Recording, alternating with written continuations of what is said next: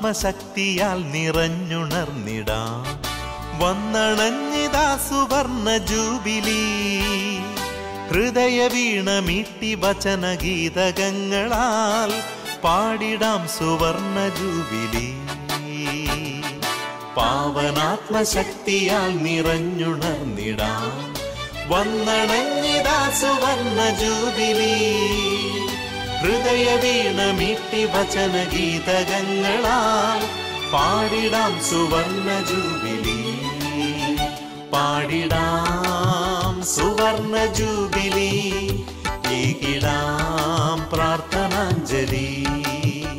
പാടിടാം സുവർണ ജൂബിലി. ഏകിടാം പ്രാർത്ഥനാഞ്ജലി.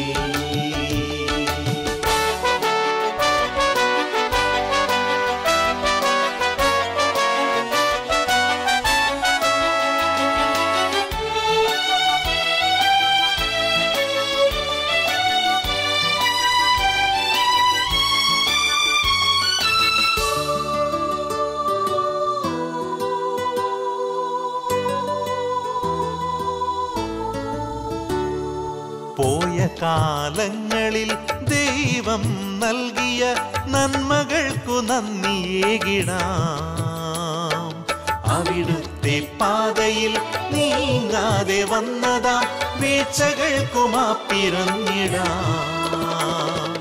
5 പതിറ്റാണ്ടുകൾക്കു മുമ്പുണർന്നതാം വചനദീപനാള ശോഭ പുൽകി. പുത്തനാം കരുത്തു നേടിയെത്ര സോദര കർത്താവിനു സ്നേഹ സാക്ഷ്യമേകി. പാടിടാം സുവർണ ജൂബിലി. ഏകിടാം പ്രാർത്ഥനാഞ്ജലി. പാടിടാം സുവർണ ജൂബിലി. ഏകിടാം പ്രാർത്ഥനാഞ്ജലി.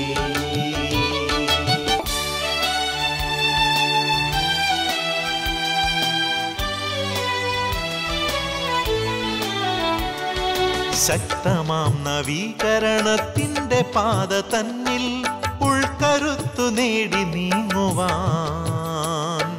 തിരുവചനത്തിൻ പൊരുൾ പങ്കുവെച്ചു നൽകുവാൻ ദൈവം തെരഞ്ഞെടുത്തവർ. നമ്മെ നയിച്ചിടുവാൻ കൈപിടിച്ചവർ. മുൻപേ നടന്നകന്നു പോയവർ. ഏവരെയും യേശുവിൻ തൃക്കരങ്ങളിൽ സ്നേഹമോടെ സമർപ്പിച്ചിടാം. പാടിടാം സുവർണ ജൂബിലി. ഏകിടാം പ്രാർത്ഥനാഞ്ജലി. പാടിടാം സുവർണ ജൂബിലി. ഏകിടാം പ്രാർത്ഥനാഞ്ജലി. ഞാനൊരു തിരുവചന ഭാഗം ഇന്ന് തിരഞ്ഞെടുത്തിട്ടുണ്ട്. അത് 1 കൊറിന്തോസ് 3:10-17 വരെയുള്ള തിരുവചനങ്ങളാണ്. ഇത് ഒരു വർഷമായിട്ട് എന്നെ മഥിക്കുന്ന, ഞാൻ പലപ്പോഴും ധ്യാനിച്ച് വിഷമിക്കുന്ന ഒരു ഭാഗമാണ്. അതിപ്രകാരമാണ്, വായിക്കട്ടെ. എനിക്ക് നൽകപ്പെട്ട ദൈവകൃപയനുസരിച്ച് ഒരു വിദഗ്ധ ശില്പിയെ പോലെ ഞാൻ അടിസ്ഥാനമിട്ടു. മറ്റൊരുവൻ അതിന്മേൽ പണിയുകയും ചെയ്യുന്നു. എപ്രകാരമാണ് താൻ പണിയുന്നതെന്ന് ഓരോരുത്തരും ഗൗരവപൂർവ്വം ചിന്തിക്കട്ടെ. ഈശോ മിശിഹാ എന്ന അടിസ്ഥാനം സ്ഥാപിക്കപ്പെട്ടു കഴിഞ്ഞു. അതിനു പുറമേ മറ്റൊന്ന് സ്ഥാപിക്കാൻ ആർക്കും സാധിക്കുകയില്ല. ഈ അടിസ്ഥാനത്തിൻ്റെ മേൽ ആരെങ്കിലും സ്വർണമോ വെള്ളിയോ രത്നങ്ങളോ തടിയോ പുല്ലോ വൈക്കോലോ ഉപയോഗിച്ച് പണിതാലും ഓരോരുത്തരുടെയും പണി പരസ്യമാകും. കർത്താവിൻ്റെ ദിനത്തിൽ അത് വിളംബരം ചെയ്യും. അഗ്നിയാൽ അത് വെളിവാക്കപ്പെടും. ഓരോരുത്തരുടെയും പണി ഏതു തരത്തിലുള്ളതെന്ന് അഗ്നി തെളിയിക്കുകയും ചെയ്യും. ആരുടെ പണി നിലനിൽക്കുന്നുവോ അവൻ സമ്മാനിതനാകും. ആരുടെ പണി അഗ്നിക്കിരയാകുന്നുവോ അവൻ നഷ്ടം സഹിക്കേണ്ടി വരും. എങ്കിലും അഗ്നിയിലൂടെ എന്ന വണ്ണം അവൻ രക്ഷ പ്രാപിക്കും. നിങ്ങൾ ദൈവത്തിൻ്റെ ആലയമാണെന്നും ദൈവാത്മാവ് നിങ്ങളിൽ വസിക്കുന്നുവെന്നും നിങ്ങൾ അറിയുന്നില്ലേ?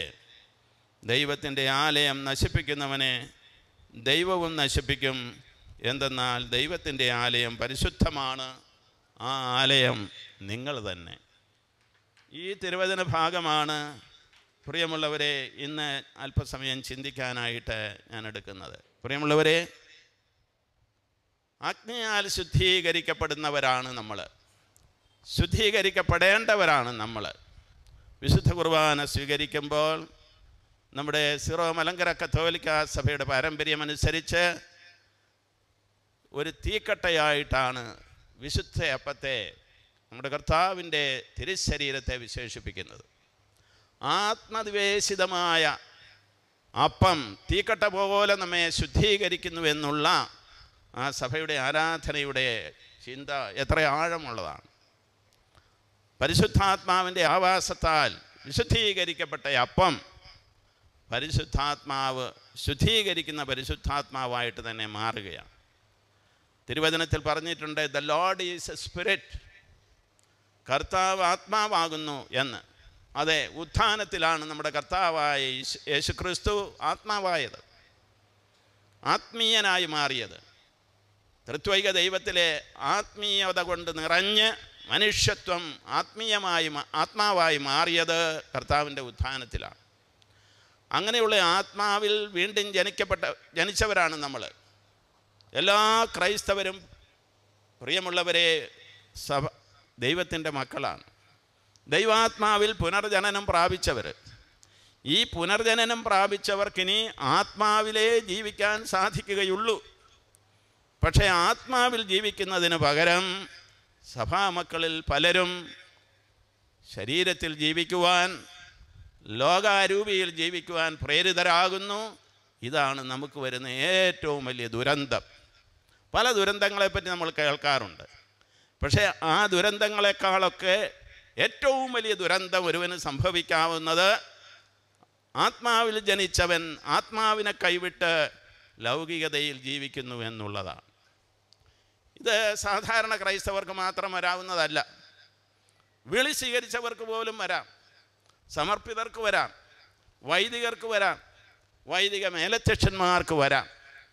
ഞാൻ അല്പം കടത്തി പറയുകയാണ് പ്രിയമുള്ളവരെ, ഈ നൂറ്റാണ്ടിൽ ഒരുപക്ഷേ സഭാമക്കൾക്ക് വന്നിരിക്കുന്ന ഏറ്റവും വലിയ ദുരന്തം ഇതുതന്നെയാണ്. സഭാമക്കളുടെ എല്ലാ തലങ്ങളിൽ നിന്നും ഒരു നല്ല വിഭാഗം ഇപ്രകാരം ദൈവാത്മാവിനെ കൈവിട്ട് ലോകത്തിൻ്റെ ആത്മാവിൽ വ്യാപരിക്കാൻ തുടങ്ങിയിരിക്കുകയാണ്. ആത്മാവിനെ കൈവിട്ട് പ്രവർത്തിച്ചതിൻ്റെ ദോഷഫലങ്ങളാണ് സഭയിൽ നാം അനുഭവിച്ചു കൊണ്ടിരിക്കുന്നത്. അതുകൊണ്ട് ആത്മാവിലേക്ക് തിരിച്ചു വരിക.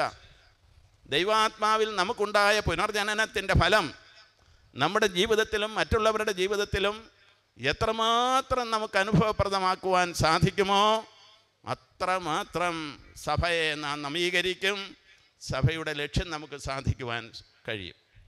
അതുതന്നെയാണ് ഇതുപോലുള്ള നമ്മുടെ സമ്മേളനങ്ങളുടെ ലക്ഷ്യം. ഈ സമ്മേളനം, ഈ പ്രാർത്ഥനയുടെ അന്തരീക്ഷം, ഈ ദൈവവചനത്തിൻ്റെ പങ്കുവയ്ക്കൽ, ഈ ദൈവസ്തുതികളുടേതായ ആലപനം, ഈ വിശുദ്ധ കുർബാനയുടെ അർപ്പണം, ഇതര കൂദാശകളുടെ അനുഭവം, അനുരഞ്ജനത്തിൻ്റേതായ ഒരു ആഴം, ഇതെല്ലാം നമ്മളെ കൊണ്ടുചെന്നെത്തിക്കുന്നത് പരിശുദ്ധാത്മാവിലുള്ള അനുഭവത്തിലേക്കാണ്. ആത്മാവിൽ വ്യാപരിക്കുന്നവൻ ലോകത്തെ വിശുദ്ധീകരിക്കുന്നവനാണ്. അവൻ എവിടെയായിരുന്നാലും അവൻ്റെ ചൈതന്യം മറ്റുള്ളവരെ വിശുദ്ധീകരിക്കുന്നതായിരിക്കും. പ്രിയമുള്ളവരെ, ആത്മാവിനാൽ നമ്മൾ ശുദ്ധീകരിക്കപ്പെടുമെന്നാണ് പറയുന്നത്. നമ്മിലുള്ള ലൗകികതയെല്ലാം എരിയുമെന്നാണ് പറഞ്ഞിരിക്കുന്നത്. അഗ്നിയിലൂടെ എന്ന വണ്ണം ലൗകികം പോലും രക്ഷിക്കപ്പെടുവാൻ സാധ്യതയുണ്ടെന്ന് പറയുകയാണ്. അഗ്നിയിലൂടെ എന്ന വണ്ണം, പരിശുദ്ധാത്മാവിലൂടെ എന്ന വണ്ണം നാം ശുദ്ധീകരിക്കപ്പെടുവാൻ സാധ്യതയുണ്ടെന്ന് കോറിന്തോസുകാരോട് വിശുദ്ധ പൗലോസ് ശ്ലീഹ പറയുകയാണ്. കോറിന്തോസുകാരുടെ ഇടയിൽ വിശ്വാസത്തിന് നിരക്കാത്ത പല കാര്യങ്ങളും ഉണ്ടായിരുന്നു. തമ്മിലുള്ള മത്സരങ്ങളുണ്ടായിരുന്നു എന്ന് മാത്രമല്ല, അവരുടെ സഭാ സമ്മേളനങ്ങൾ പോലും ഉതപ്പുകൾ കൊടുക്കുന്നവയായിരുന്നു. അതേപ്പറ്റിയാണ് ഇവിടെ പറഞ്ഞിരിക്കുന്നത്. എന്തെന്നാൽ ദൈവത്തിൻ്റെ ആലയം പരിശുദ്ധമാണ്, ആ ആലയം നിങ്ങൾ തന്നെ. ദൈവത്തിൻ്റെ ആലയം നശിപ്പിക്കുന്നവനെ ദൈവം നശിപ്പിക്കും. ഇതിൽ കട്ടിയായിട്ട് എന്ത് പറയുവാനാണ്? ദൈവത്തിൻ്റെ ആലയത്തെ നശിപ്പിക്കുന്നവനെ ദൈവം നശിപ്പിക്കും എന്ന് വെച്ചാൽ അവന് ദൈവത്തിൻ്റെ മുമ്പാകെ നിൽക്കാൻ സാധിക്കുകയില്ല. ഒരു നാശവും ദൈവം വരുത്തുന്നതല്ല പ്രിയമുള്ളവരെ, നമ്മൾ തന്നെ വലിച്ചു വരുത്തുന്നതാണ്. നമ്മൾ തന്നെ നമ്മുടേതായ ജീവിതം കൊണ്ട് സൃഷ്ടിക്കുന്നതാണ്. നമ്മൾ തന്നെ നമുക്ക് നരകം പണിയുകയാണ് ചെയ്യുന്നതെന്നറിയാമല്ലോ. അപ്പോഴങ്ങനെയുള്ള ഈ ലോകത്തിലെ ജീവിതത്തിൽ ആത്മാവിന് നിരക്കാത്തതായി, മറ്റുള്ളവർക്ക് ദ്രോഹകരമായി നാം ചെയ്യുന്ന എല്ലാ പ്രവർത്തനങ്ങളും വാസ്തവത്തിൽ നമുക്ക് നാശം സൃഷ്ടിക്കുകയാണ് ചെയ്യുന്നത്.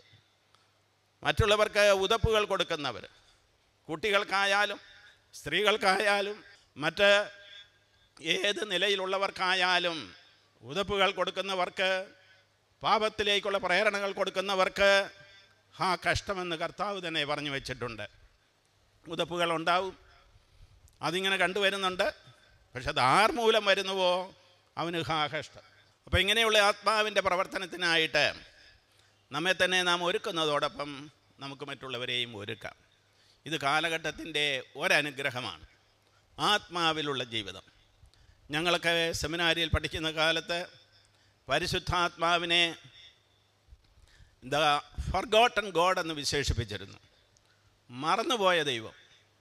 പിതാവിലും പുത്രനിലും വിശ്വസിച്ച് ജീവിക്കുന്നവരെ പോലെ പരിശുദ്ധാത്മാവിനെ മറന്നവരെ പോലെയാണ് കത്തോലിക്കരെന്ന് അന്ന് പ്രഭാഷകന്മാർ പറയുമായിരുന്നു.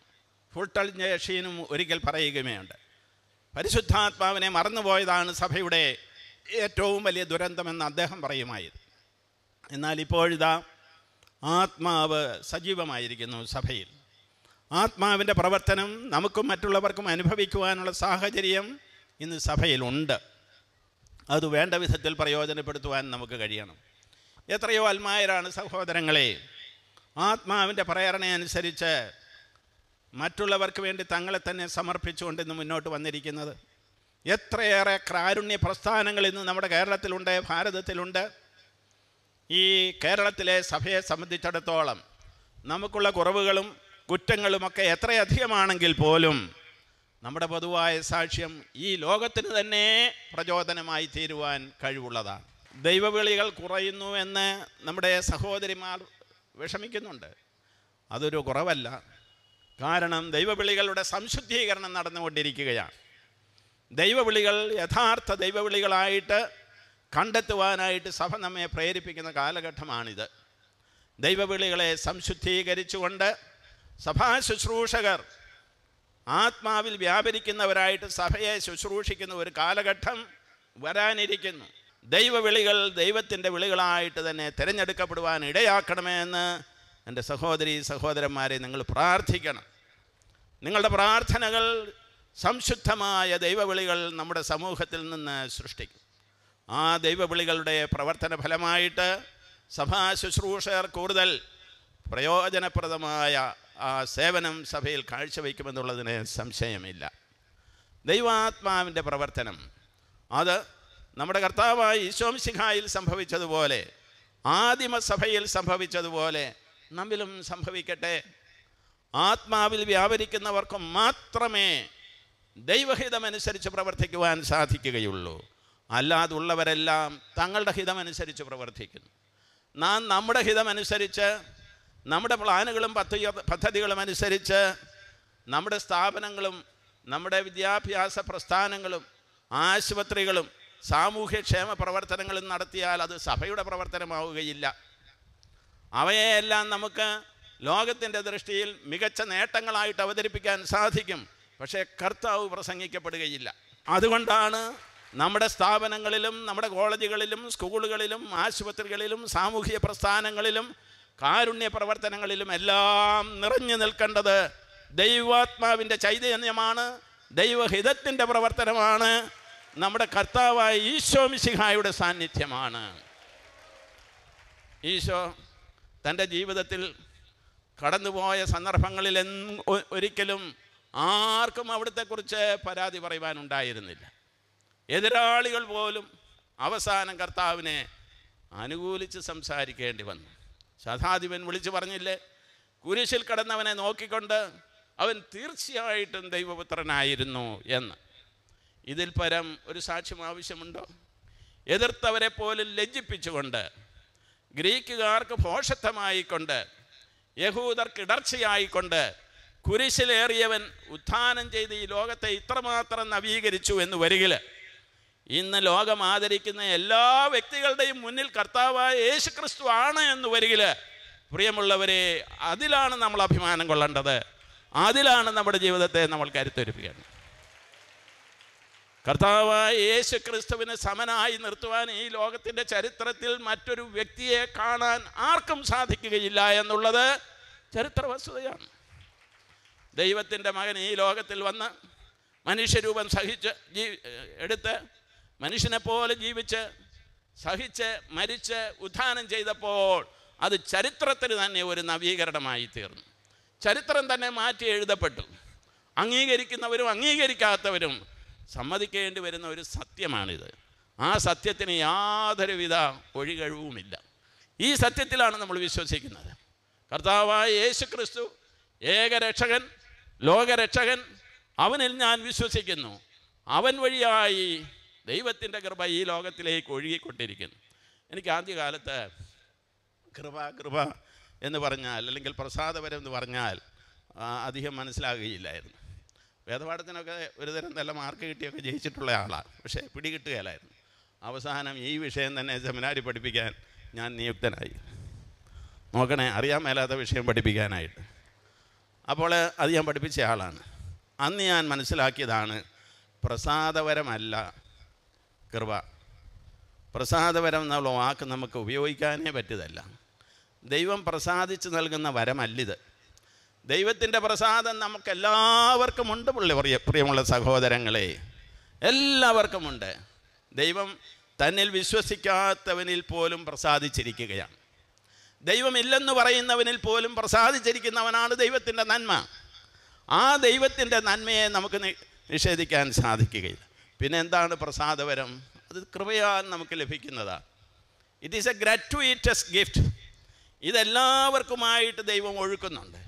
ആ നീർച്ചാലിൽ ചെന്ന് കുടിക്കാനായിട്ട് നമ്മൾ സന്നദ്ധരായാൽ മതി. ആ സന്നദ്ധതയും നമ്മിൽ സൃഷ്ടിക്കുന്നത് ദൈവാത്മാവാണ്. അപ്പോൾ ദൈവാത്മാവിൻ്റെ പ്രവർത്തന മേഖലയാണ് ഈ ലോകം. ഇത് കൃപയെക്കുറിച്ച് പഠിപ്പിച്ചപ്പോൾ എന്നിൽ ഉരുത്തിരിഞ്ഞു വന്ന ചിന്തകളാണ്. പ്രിയമുള്ളവരെ, സുവിശേഷത്തിൽ പറയുന്നില്ലേ, യോഹന്നാൻ എഴുതിയ സുവിശേഷം 1-ാം അധ്യായത്തിൽ തന്നെ രേഖപ്പെടുത്തിയിട്ടുണ്ട്, നിയമം മോശ വഴി നൽകപ്പെട്ടു, സത്യവും കൃപയും കർത്താവായ യേശു ക്രിസ്തു വഴി വന്നു എന്ന്. ഇതാണ് അടിസ്ഥാനപരമായ രഹസ്യം. നിയമാധിഷ്ഠിതമായിട്ടുള്ള ഒരു ജീവിതം, പൂർണ്ണമായ രക്ഷ മനുഷ്യന് കൊടുക്കുകയല്ലെന്ന് കരുതിയ കർത്താവ്, ദൈവമായ കർത്താവ് തൻ്റെ ഏകജാതനെ അയച്ച് അവൻ്റെ ആത്മാവിലൂടെ കൃപ വർഷിച്ചുകൊണ്ടിരിക്കുകയാണ്. എനിക്ക് നൽകപ്പെട്ട ദൈവകൃപ അനുസരിച്ചെന്നും പറഞ്ഞാണ് ഈ ഭാഗം പൗലോസ് ശ്ലീഹ ആരംഭിക്കുന്നത്. എനിക്ക് നൽകപ്പെട്ട ദൈവകൃപ അനുസരിച്ച് ഒരു വിദഗ്ധ ശില്പിയെ പോലെ ഞാൻ അടിസ്ഥാനമിട്ടു, മറ്റൊരുവൻ അതിന്മേൽ പണിയുകയും ചെയ്യുന്നു. എപ്രകാരമാണ് താൻ പണിയുന്നതെന്ന് ഓരോരുത്തരും ഗൗരവപൂർവ്വം ചിന്തിക്കട്ടെ.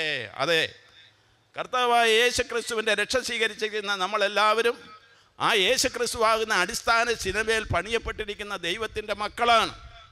നാം എല്ലാവരും കൂടുന്ന സഭയുടെ ശില്പികളാകാൻ നമുക്ക് കഴിയണം. ഓരോരുത്തരും തന്നെ പണിയണം, സഭയെ പണിയണം, കുടുംബത്തെ പണിയണം. അങ്ങനെയുള്ള ആ പണി എപ്രകാരം നിർവഹിക്കുന്നുവെന്ന് ഓരോരുത്തരും ചിന്തിക്കട്ടെ എന്നാണ് പൗലോസ് ശ്ലീഹ പറയുന്നത്. ഗൗരവപൂർവ്വം ചിന്തിക്കട്ടെ എന്ന്. ഗൗരവപൂർവ്വം ചിന്തിക്കേണ്ട വിഷയം തന്നെയാണിത്. നമ്മൾ ആത്മാവിലാണോ വീട് പണിയുന്നത്, അതോ ലോകത്തിൻ്റേതായിട്ടുള്ള ചൈതന്യത്തിലാണോ നമ്മൾ വീട് പണിയുന്നത്? നമ്മൾ ചിന്തിക്കണം. ഈ ചിന്തയാണ് നമുക്ക് രക്ഷ നൽകുന്നത്. നമുക്ക് ഈ ലോകത്തിൽ ദൈവികരെ പോലെ ജീവിക്കുവാനുള്ള വിളിയാണ്. നമുക്ക് ഈ ലോകത്തിൽ ദൈവമക്കളെപ്പോലെ ജീവിക്കാനുള്ള വിളിയാണ്. നമുക്ക് ഈ ലോകത്തിൽ ഈശോ മിശിഹായുടെ സഹോദരി സഹോദരന്മാരെ പോലെ ജീവിക്കാനുള്ള വിളിയാണ്. ആ നിലയിലേക്ക് ഞാൻ ഉയർന്നിട്ടുണ്ടോ? ഞാൻ പരിശോധിക്കണം. മെത്രാന്മാർ പരിശോധിക്കണം, വൈദികർ പരിശോധിക്കണം, സന്യസ്തർ പരിശോധിക്കണം. അതുപോലെ തന്നെ എല്ലാ വിശ്വാസികളും പരിശോധിക്കണം. എല്ലാ ആത്മായ സഹോദരി സഹോദരന്മാരും പരിശോധിക്കണം. ഇങ്ങനെ പരിശോധിച്ച് കർത്താവിൻ്റെ ആലയമായി സ്വയം പണിയുകയും മറ്റുള്ളവരെ പണിയുകയും ചെയ്യുന്ന അനേകർ ഈ ലോകത്തിൽ ഉണ്ടെന്നുള്ളതാണ് യഥാർത്ഥത്തിൽ നമ്മുടെ രക്ഷ. മദർ തെരേസ ഒരിക്കലെ ഞങ്ങളെ ധ്യാനിപ്പിച്ച വൈദികം പറഞ്ഞതാണ്, ഒരു കന്യാസ്ത്രീ ഇങ്ങനെ വിഷാദമുഖിയായിട്ടിരിക്കുകയായിരുന്നു കൽക്കത്തയിലെ മഠത്തിൽ. അപ്പോൾ മദർ ആ സിസ്റ്ററിനോട് പറഞ്ഞു, സിസ്റ്ററിൻ്റെ പേര് വിളിച്ചിട്ട്, മരിയ എന്നോ മറ്റോ ആയിരുന്നു, അല്ലെങ്കിൽ അങ്ങനെ ആയിരിക്കട്ടെ, sister Maria, you have no right to be unhappy. പതിവിൽ കവിഞ്ഞ രോഷത്തോടെയാണ് മദർ പറഞ്ഞത്, you have no right to be unhappy. ദൈവവിളി സ്വീകരിച്ച് കർത്താവിന് വേണ്ടി തന്നെ പൂർണ്ണമായി സമർപ്പിച്ചിരിക്കുന്ന ഒരു സന്യാസിനിക്ക് അൺഹാപ്പി ആയിരിക്കാൻ അവകാശമില്ല എന്നാണ് മദർ തെരേസയുടെ വാദം. കാരണം എന്തു വന്നാലും അത് ദൈവഹിതമനുസരിച്ച് സ്വീകരിക്കാൻ കഴിയണ്ടേ, പിന്നെന്തിനു നീ ദുഃഖിച്ചിരിക്കുന്നു എന്നാണ് ചോദിച്ചതെന്നാണ് പറയുക. ഇതാണ് നമ്മുടെ ഭാഗ്യം, ഇതാണ് ക്രൈസ്തവരുടെ ഭാഗ്യം. ഈ ലോകത്തിൽ മരണം വരെ ഏൽക്കേണ്ടി വന്നാൽ തന്നെയും നമ്മുടെ ജീവിതങ്ങളെ ദൈവത്തിന് വേണ്ടി സമർപ്പിക്കുക, ദൈവഹിതമനുസരിച്ച് ജീവിക്കുവാൻ സഹായിക്കുക. ദൈവം തമ്പുരാൻ തന്നെ മനുഷ്യനായി ഈ ലോകത്തിൽ വരവെ അരുളി ചെയ്തതായിട്ട് ഹെബ്രായ ലേഖനത്തിൽ പറഞ്ഞിട്ടുണ്ടല്ലോ. അവൻ പറഞ്ഞു, ദൈവമേ, നീ ബലികളിലും കാഴ്ചകളിലും സംപ്രീതനായില്ല, അതിനാൽ ഞാനിതാ വരുന്നു നിൻ്റെ ഹിതം നിറവേറ്റുവാൻ. 2 പ്രാവശ്യം തിരുവചനം പറഞ്ഞിട്ടുണ്ട് അവിടെ. നിൻ്റെ ഹിതം നിറവേറ്റുവാൻ ഇതാ ഞാൻ വരുന്നു, ദൈവഹിതം നിറവേറ്റുവാൻ. ഒരു പരിശുദ്ധ അമ്മയോട് അത്യുന്നതൻ നിൻ്റെ മേൽ നിഴലിക്കും, നിന്നിൽ നിന്ന് ജനിക്കുന്നവൻ പരിശുദ്ധനാണെന്ന് പറഞ്ഞപ്പോൾ ഒന്നും തന്നെ വ്യക്തമായിട്ട് മനസ്സിലാക്കാതെ ആ പരിശുദ്ധ അമ്മ പറഞ്ഞു, ഇതാ ഞാൻ കർത്താവിൻ്റെ ദാസി, നിൻ്റെ ഹിതം പോലെ എന്നിൽ ഭവിക്കട്ടെ. ഒരു സാമുവേൽ, നമ്മുടെ പിതാവിൻ്റെ പേര് സാമുവേൽ എന്നാണ്, വിളിച്ചപ്പോൾ പറഞ്ഞു ഇതാ ഞാൻ എന്ന്. ഇതുപോലെ പ്രവാചകന്മാർ പറഞ്ഞു.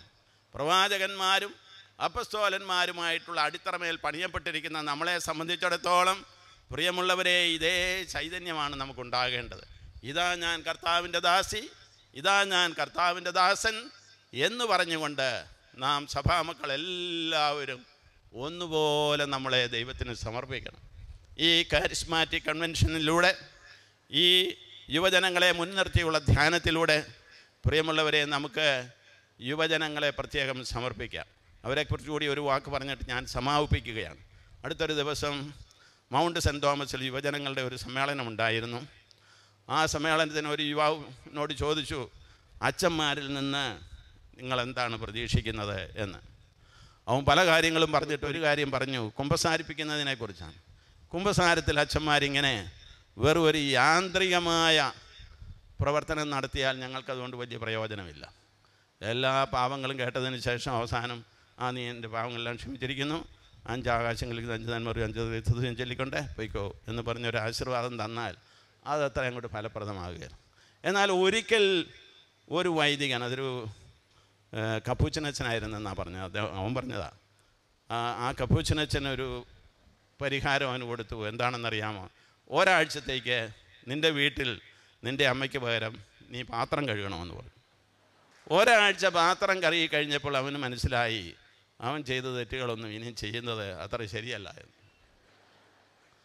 അവൻ പറഞ്ഞതാണ്, ഞാൻ പറയുന്നതല്ല കേട്ടോ. അപ്പോൾ ഇതുപോലെ നമ്മുടെ യുവജനങ്ങൾ വളരെയേറെ സന്നദ്ധതയോടുകൂടി നിൽക്കുന്നവരാണ്. അവരുടെ വിശ്വാസം തീഷ്ണമാണ്. നാം വിചാരിക്കുന്നത് പോലെ അവർ സഭയിൽ നിന്ന് അകലെയൊന്നുമല്ല. ഒരു പക്ഷേ കർത്താവ് പറഞ്ഞതുപോലെ നമ്മളെക്കാൾ അടുത്തിരിക്കുന്നവരാണ്, ആത്മാർത്ഥതയുള്ളവരാണ്, തുറവിയുള്ളവരാണ്, വിമർശന ബുദ്ധിയോടെ കാര്യങ്ങൾ വീക്ഷിക്കുന്നവരാണ്, എല്ലാം സമ്മതിച്ചു കൊടുക്കുന്നവരല്ല, അനീതിക്കെതിരെ ശബ്ദമുയർത്തുന്നവരാണ്, അക്രമം അനുവദിക്കുന്നവരല്ല. ഇങ്ങനെയുള്ള ഈ യുവജനങ്ങളെയാണ് സഭയിൽ നിന്ന് ഒരുപക്ഷെ നമ്മൾ അകറ്റി നിർത്തിയിരിക്കുന്നത്. അതുകൊണ്ട് ഈ വർഷത്തിൽ കാരിസ്മാറ്റിക് നവീകരണത്തിൽ വന്നിട്ടുള്ള എല്ലാ സഹോദരീ സഹോദരന്മാരോടും ഞാൻ പറയുകയാണ്, ഈ ഒരു വർഷമെങ്കിലും നിങ്ങളുടെ ശ്രദ്ധ നമ്മുടെ യുവജനങ്ങളുടെ പേരിലായിട്ട് നമ്മുടെ ഇടവകകളിലുള്ള എല്ലാ യുവജനങ്ങളെയും സഭയുടെ ഗാത്രത്തിലേക്ക് കൊണ്ടുവരുന്നതിനുള്ള പദ്ധതികൾ നിങ്ങൾ ആവിഷ്കരിക്കണം. ആത്മാവിൽ നിറഞ്ഞു നിൽക്കുന്ന നിങ്ങളെ സംബന്ധിച്ചിടത്തോളം അത് ഒരിക്കലും അസാധ്യമായ കാര്യമല്ല. ഓരോ ഇടവകയിലും വികാരിച്ചന്മാരോട് ചേർന്ന്, എല്ലാവരോടും ചേരാൻ ഇച്ചിരി ബുദ്ധിമുട്ടുണ്ട് എനിക്കറിയാം, പക്ഷേ എന്നുവരികിലും വികാരിച്ചന്മാരോട് ചേർന്ന്, സഭയിലെ സംവിധാനങ്ങളോട് ചേർന്ന്, സഭയിലുള്ള ജീസസ് യൂത്ത്, സഭയിലുള്ള ഐക്യഫ്, സഭയിലുള്ള ICYM, സഭയിലുള്ള CLC, എല്ലാ പ്രസ്ഥാനങ്ങളോടും സഹകരിച്ചുകൊണ്ട് നമുക്ക് കർത്താവിൽ ഇവരുടെ ഈ നവീകരണം ലക്ഷ്യം വെച്ചുകൊണ്ട് പ്രവർത്തിക്കാം. ഒരിക്കലേ ഒരു ഡിസ്ട്രിക്റ്റ് മുഴുവൻ സാക്ഷരതയുള്ള ആക്കിയേച്ച് ഒരു മനുഷ്യൻ അങ്ങോട്ട് ചെല്ലുകയാണ്. അതിൻ്റെ ഉത്തരവാദിത്വം ഉണ്ടായിരുന്ന ആൾ, ഒരു കളക്ടറുടെ പദവിയുള്ള ആൾ. അപ്പോഴാണ് അദ്ദേഹം പറയുന്നു, ഒരുവൻ അക്ഷരജ്ഞാനമില്ലാതെ എം എ ഡിഗ്രിയും എടുത്തിട്ട് വരുന്നു, അക്ഷരജ്ഞാനമില്ലാതെ MA ഡിഗ്രിയും എടുത്ത് വരുന്നു എന്ന് പറഞ്ഞതുപോലെ സഭയിൽ സംഭവിക്കാം. നമ്മൾ ക്രൈസ്തവരായിട്ടും വലിയ നേതാക്കന്മാരായിട്ടും സഭയെ പടുത്തുയർത്തുന്നുള്ളവരെന്നുള്ള നിലയിലും ഒക്കെ ഒത്തിരി പേര് സഭയിലുണ്ട്. പക്ഷേ അവർക്കൊക്കെ അക്ഷരജ്ഞാനമുണ്ടോ, വിശ്വാസജ്ഞാനമുണ്ടോ, സന്മാർഗനിഷ്ഠയുണ്ടോ എന്നൊക്കെ നമ്മളൊന്ന് പുനഃപരിശോധിക്കണം. ഇതാണ് യുവജനങ്ങൾ ആഗ്രഹിക്കുന്നത്. അതുകൊണ്ട് സഭയുടെ നവീകരണം യുവജനങ്ങളിലൂടെ നമുക്ക് കൊണ്ടുവരുവാൻ സാധിക്കുമെന്നുള്ളതിൽ യാതൊരു സംശയവുമില്ല. ദൈവം നമ്മളെ അനുഗ്രഹിക്കട്ടെ. ഈ കാലഘട്ടത്തിൽ കർത്താവ് നമ്മോടുകൂടി ഉണ്ടെന്നുള്ള ബോധ്യത്തോടുകൂടി ഈ നവീകരണത്തിൽ നമുക്ക് മുന്നേറാം. ദൈവാത്മാവിൽ എരുതിയിൽ എന്നതുപോലെ കടന്നു പോകുവാൻ നമുക്ക് കഴിയണം. ആത്മാവ് വന്ന് തീനാവുകളുടെ രൂപത്തിൽ വന്നപ്പോഴാണ് അപ്പസ്തോലന്മാർ മാറി മറിഞ്ഞത് എന്ന് പറഞ്ഞതുപോലെയുള്ള ആത്മാവിൻ്റെ ചൈതന്യം നമ്മെയും നിരന്തരം കർത്താവിലേക്ക് അടുപ്പിക്കുമാറാകട്ടെ. നമ്മുടെ എല്ലാ പ്രവർത്തനങ്ങളെയും സംശുദ്ധമാക്കട്ടെ. ദൈവത്തിൻ്റെ ഹിതം മാത്രം അന്വേഷിക്കുന്നവരായി നമ്മൾ മാറട്ടെ. അപ്രകാരം കർത്താവിൻ്റെ ചൈതന്യം നമ്മുടെ ഇടയിലും നമ്മുടെ സഭയിലും അനുഗ്രഹങ്ങൾ വർഷിക്കുവാൻ ഇടയാകട്ടെ എന്ന് പ്രാർത്ഥിച്ചുകൊണ്ട് ഞാൻ നിർത്തുന്നു. ഹല്ലേലൂയ.